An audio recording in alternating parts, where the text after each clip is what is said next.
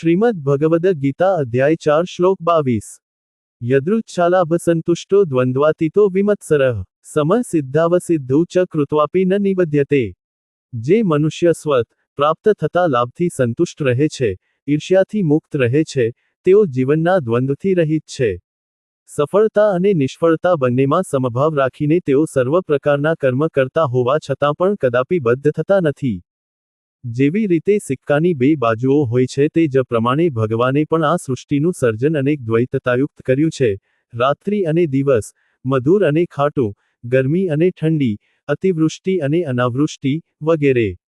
ગુલાબના છોડમાં સુંદર પુષ્પ પણ હોય છે તો અણગમતા કાંટા પણ હોય છે। જીવન પણ અનેક દ્વૈતતાઓ લઈને આવે છે, સુખ અને દુઃખ, વિજય અને પરાજય, કીર્તિ અને અપકીર્તિ।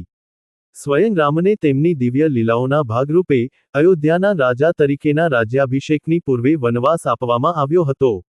આ સંસારમાં રહીને કોઈપણ વ્યક્તિ દ્વૈતતાને નિષ્પ્રભાવી કરીને કેવળ સુખદ અનુભવોની આશા રાખી શકે નહીં। તો આપણા જીવનમાં ઉદ્ભવતી દ્વૈતતાઓનો આપણે સફળતાપૂર્વક સામનો કેવી રીતે કરવો? આનું નિવારણ એ છે કે આ દ્વૈતતાઓથી ઉપર ઉઠીને તેમની પ્રત્યે સર્વ પ્રકારની પરિસ્થિતિઓમાં સમત્વ રાખવાનું શીખીને તેની પાર જવું।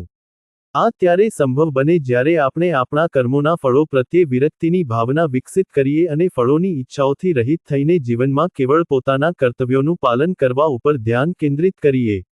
જ્યારે આપણે ભગવાનની પ્રસન્નતા માટે કર્મ કરીએ છીએ ત્યારે સકારાત્મક અને નકારાત્મક બંને પ્રકારના ફળને ભગવાનની ઈચ્છા તરીકે સહર્ષ સ્વીકારીએ છીએ।